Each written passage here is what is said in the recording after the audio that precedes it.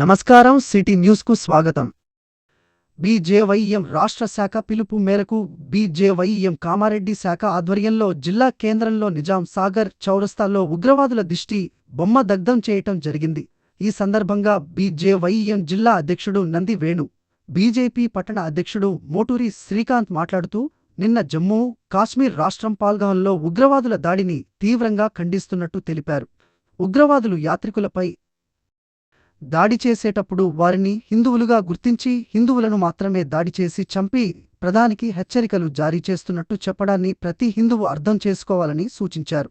ప్రాంతాల పేరిట, కులాల పేరిట, భాష పేరిట హిందువుల విడిపోతే ఉగ్రవాదులు మాత్రం ఏ ప్రాంతం, ఏ భాష, ఏ కులము అని చూడకుండా కేవలం హిందువులు అయితే చాలు వారిని చంపేశారని, ఇకపై అయినా హిందువులు ఐక్యంగా ఉండాలని సూచించారు. ఉగ్రదాడి ని ఉపేక్షించేది లేదని, సాధ్యమైనంత తొందరలోనే నరేంద్ర మోదీగారి ప్రభుత్వం ఇంతకు రెట్టింపు ప్రతీకార దాడులు జరుపుతుందని ఆశాభావం వ్యక్తం చేశారు. గత 11 సంవత్సరాలుగా నరేంద్ర మోదీగారి నాయకత్వంలోని బీజేపీ కేంద్ర ప్రభుత్వం ఉగ్రవాదులు, నక్సలైట్లను అణిచివేయటానికి పక్కా ప్రణాళికతో ముందుకు పోతుందని, కాంగ్రెస్ మరియు కొన్ని ప్రాంతీయ పార్టీల ఓటు బ్యాంకు రాజకీయాల వల్ల కొన్ని ఇబ్బందులు ఎదుర్కోవలసి వస్తుందని, అయినప్పటికీ త్వరలోనే భారతదేశంలో ఉగ్రవాదులను తుదముట్టిస్తామని అన్నారు.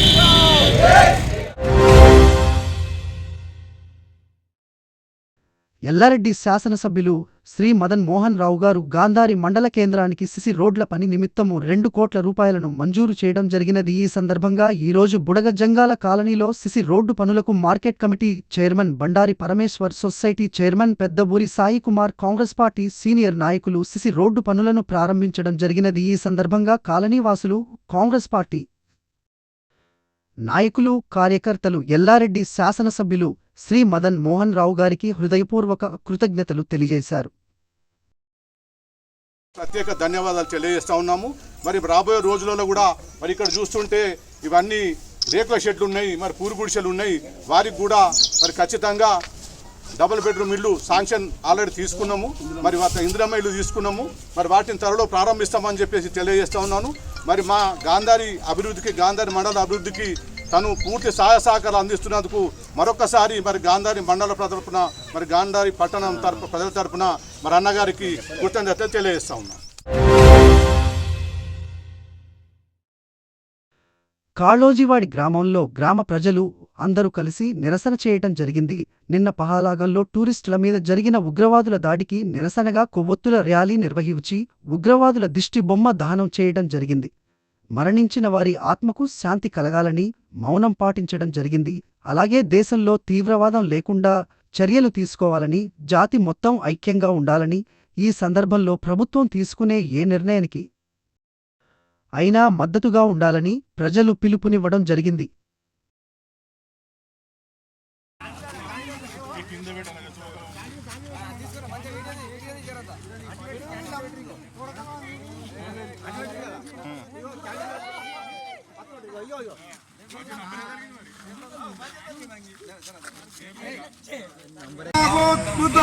पाकिस्तान मुर्दाबाद मुर्दाबाद मुर्दाबाद पाकिस्तान मुर्दाबाद मुर्दाबाद मुर्दाबाद भारत माता की जय भारत माता की जय खबरदार खबरदार पाकिस्तान खबरदार खबरदार खबरदार पाकिस्तान खबरदार।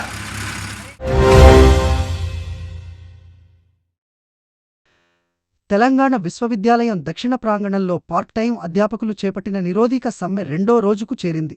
నిరవధిక సమ్మెలో భాగంగా పార్ట్ టైం అధ్యాపకుల ఆధ్వర్యంలో మంగళవారం కాశ్మీర్ పహల్గావ్లో జరిగిన ఉగ్రదాడిని నిరసిస్తూ విద్యార్థులతో క్యాంపస్ ఆవరణలో ర్యాలీని నిర్వహించడం జరిగింది. ఈ సందర్భంగా వారు మాట్లాడుతూ విశ్వవిద్యాలయాలలో తమ సర్వీసులకు వెయిటేజీ ఇవ్వాలన్నారు. వెంటనే తమకు మినిమం టైమ్స్ స్కేల్ అమలు చేయాలని కోరారు. ప్రభుత్వం తమ న్యాయమైన పోరాటాన్ని గుర్తించి తక్షణమే తమకు న్యాయం చేయాలని పార్ట్ అధ్యాపకులు కోరారు. ఎమ్మెల్యేకు వినతి పత్రం పార్ట్ టైం అధ్యాపకులు తమ సమస్యలను పరిష్కరించాలని కోరుతూ బుధవారం కామారెడ్డి ఎమ్మెల్యే కాటిపల్లి వెంకటరమణరెడ్డికి వినతి పత్రం అందించారు. మీ న్యాయపరమైన డిమాండ్లను ప్రభుత్వం దృష్టికి తీసుకెళ్లి న్యాయం జరిగేలా చూస్తామని ఎమ్మెల్యే అన్నారని తెలిపారు. కార్యక్రమంలో రాష్ట్ర యూనివర్సిటీల జాయింట్ సెక్రటరీ డా ఇంద్రకరణ్ రెడ్డి, డా కనకయ్య, డా శ్రీను కేతవాత్, డా రమేష్, డా శ్రీకాంత్ గౌడ్, డా పోతన, డా వెంకట్రెడ్డి పాల్గొన్నారు.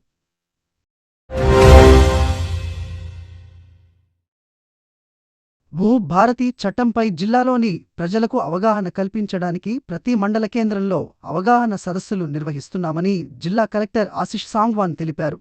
భూభారతి చట్టంపై అవగాహన సదస్సులను జిల్లాలో ప్రారంభించడం జరిగిందని, అందులో భాగంగా బుధవారం సదాశివనగర్, గాంధారి రైతు వేదికల్లో నిర్వహించిన అవగాహన సదస్సులలో కలెక్టర్ పాల్గొన్నారు. ఈ సందర్భంగా కలెక్టర్ మాట్లాడుతూ భూభారతి చట్టం 14 ఏప్రిల్ 2025న ప్రారంభించడం జరిగిందని, చట్టంపై ప్రజలకు, రైతులకు అవగాహన సదస్సుల ద్వారా అవగాహన కల్పిస్తున్నామని తెలిపారు. ధరణి స్థానంలో భూభారతి భూమి హక్కుల చట్టం తీసుకురావడం జరిగిందని తెలిపారు. ఇందులో అన్ని రకాల అప్లికేషన్స్ ఉన్నాయని, హక్కుల రికార్డులలో తప్పుల సవరణ చేసుకోవచ్చని, రిజిస్ట్రేషన్, మ్యుటేషన్ చేయడానికి ముందు భూముల సర్వే, పెండింగ్ సదా బైనామా దరఖాస్తుల పరిష్కారం జరుగుతుందని, 2014 జూన్ 2 కంటే ముందు గ్రామీణ ప్రాంతంలో వ్యవసాయ భూమిని సాదా బైనామా ద్వారా కొనుగోలు చేసి గడచిన 12 ఏండ్లుగా అనుభవంలో ఉంటూ డిసెంబర్ 10, 2020 నుండి అక్టోబర్ 11, 2020 మధ్య కాలంలో క్రమబద్ధీకరణ కోసం రైతులు పెట్టుకున్న దరఖాస్తులపై ఆర్డీఓలు విచారణ చేసి అర్హత ఉన్న వారి నుండి ప్రస్తుత రిజిస్ట్రేషన్ స్టాంప్ డ్యూటీ వసూలు చేసి సర్టిఫికేట్ జారీ చేస్తారని తెలిపారు. అట్టి వాటిని రికార్డులలో నమోదు చేసి పట్టాదారు పాసు పుస్తకం ఇస్తారని తెలిపారు. వారసత్వంగా వచ్చిన భూములకు మ్యుటేషన్ చేసే ముందు నిర్ణీత కాలంలో విచారణ చేయడం జరుగుతుందని తెలిపారు. పాసు పుస్తకాలలో భూమి పటం, భూముల సమస్యలు పరిష్కారానికి 2 అంచెల అప్పీల్ వ్యవస్థ ఉంటుందని తెలిపారు. తహసీల్దార్ చేసిన మ్యుటేషన్లపై లేదా జారీ చేసిన పాసుపుస్తకాలపై అభ్యంతరాలు ఉంటే ఆర్డీఓకు అప్పీలు చేసుకోవచ్చని, ఆర్డీఓ ఇచ్చిన తీర్పుపై అభ్యంతరం ఉంటే జిల్లా కలెక్టర్కు అప్పీలు చేసుకోవచ్చని, కలెక్టర్ ఇచ్చిన తీర్పుపై అభ్యంతరం ఉంటే భూమి ట్రిబ్యునల్కు అప్పీలు చేసుకోవచ్చని తెలిపారు. ఆధార్ తరహాలో రైతులకు భూధార్ కార్డుల జారీ చేయడం జరుగుతుందని తెలిపారు. రైతులకు ఉచిత న్యాయ సహాయం అందించడం జరుగుతుందని తెలిపారు. ఇట్టి చట్టంలో ఏమైనా అభ్యంతరాలు, అనుమానాలు ఇంతే నివృత్త చేసుకోవచ్చని తెలిపారు. గతంలో ధరణిలో అప్పీలుకు ఆస్కారం లేనందున సివిల్ కోర్టుకు వెళ్లవలసి ఉండేదని, ప్రస్తుతం తహసీల్దార్ ఇచ్చిన తీర్పులో అభ్యంతరం ఉంటే ఆర్డీఓకు, ఆర్డీఓ తీర్పులో అభ్యంతరం ఉంటే కలెక్టర్కు అప్పీలు చేసుకోవచ్చని, కలెక్టర్ ఇచ్చిన తీర్పు అభ్యంతరం ఉంటే భూమి ట్రిబ్యునల్కు అప్పీలు చేసుకునే ఆస్కారం ఉంటుందని తెలిపారు. సదాశివనగర్లో జరిగిన కార్యక్రమంలో ఆర్డీఓ వీణ మాట్లాడుతూ భూభారతి చట్టం గురించి వివరించారు.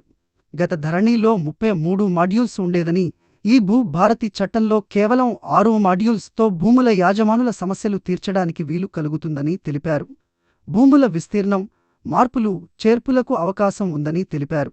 వారసత్వంగా వస్తున్న యజమానులకు పేరు మార్పులు చేయవచ్చని, దానికి ముందు కుటుంబ సభ్యులకు నోటీసులు జారీ చేసి ఆర్డీఓ పూర్తి విచారణ జరిపి అర్హత ఉన్న వారి నుండి ప్రస్తుత రిజిస్ట్రేషన్ స్టాంపు డ్యూటీ వసూలు చేసి సర్టిఫికేట్ జారీ చేస్తారని తెలిపారు. గతంలో ధరణిలో అప్పీలు ప్రొవిజన్ లేదని, కేవలం సివిల్ కోర్టుకు వెళ్లవలసి ఉండేదని తెలిపారు. భూభారతి చట్టంలో తహసీల్దార్ నిర్ణయించిన వాటిపై అభ్యంతరం ఉంటే ఆర్డీఓకు అప్పీలు చేసుకునే ఆస్కారం ఉందని, ఆర్డీఓ ఇచ్చిన ఆదేశాలకు అభ్యంతరం ఉంటే కలెక్టర్కు అప్పీలు చేసుకోవచ్చని, ఒకవేళ కలెక్టర్ ఇచ్చిన తీర్పు అభ్యంతరాలు ఉంటే భూమి ట్రిబ్యునల్కు వెళ్లవచ్చని తెలిపారు. అంతకు ముందు చట్టంపై రూపొందించిన వివరాలను ఆయా తహసీల్దార్లు వివరించారు. సదాశివనగర్లో రైతు బంటు భూమేష్ మాట్లాడుతూ, ధరణి పోర్టల్ వలన రైతులకు అన్యాయం జరిగిందని, కుటుంబాల్లో గొడవలు జరిగాయని తెలిపారు. గాంధారిలో జరిగిన సమావేశంలో రైతు రాజన్న మాట్లాడుతూ, పేద రైతులను దృష్టిలో పెట్టుకుని భూభారతి ఏర్పాటు చేయడం జరిగిందని, ప్రతి సమస్యకు పరిష్కారం లభిస్తుందని అన్నారు. రైతు లక్ష్మీ ప్రియ మాట్లాడుతూ, రైతులు సామరస్యంగా, ఓర్పుతో భూముల సమస్యలు పరిష్కరించుకోవాలని, చట్ట ప్రకారం భూములు సంక్రమిస్తాయని తెలిపారు. ముకుందరావు మాట్లాడుతూ, ధరణి వ్యవస్థ వైఫల్యాలు చెందిందని, ధరణి వలన పెద్దోడికి లాభం పేదవాడికి అన్యాయం జరిగిందని తెలిపారు.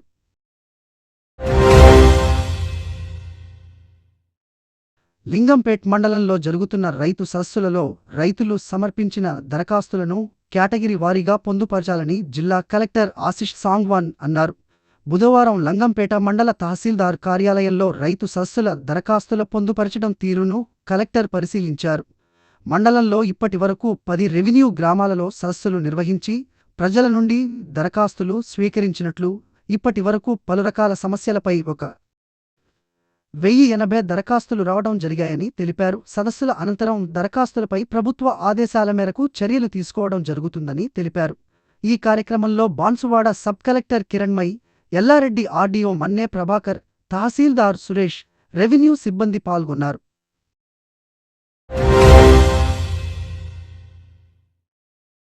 ఈ రోజు కామారెడ్డి మార్కెట్లో పసిడి ధరలు 10 గ్రాముల బంగారం 98,200 వెండి 1,020 రూపాయలు.